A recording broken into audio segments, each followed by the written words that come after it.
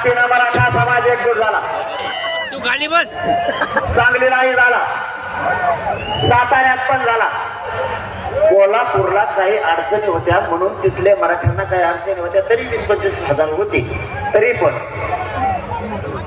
काही जणांना वाशा उकळ्या फुटायला लागल्या. अरे तू खाली बस. भयानक.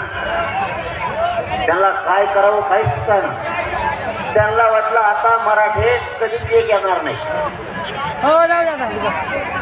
काल सातारला प्रचंड लोक होते. कोल्हापूरला काही अडचणी होत्या, महापूर तिथं आला.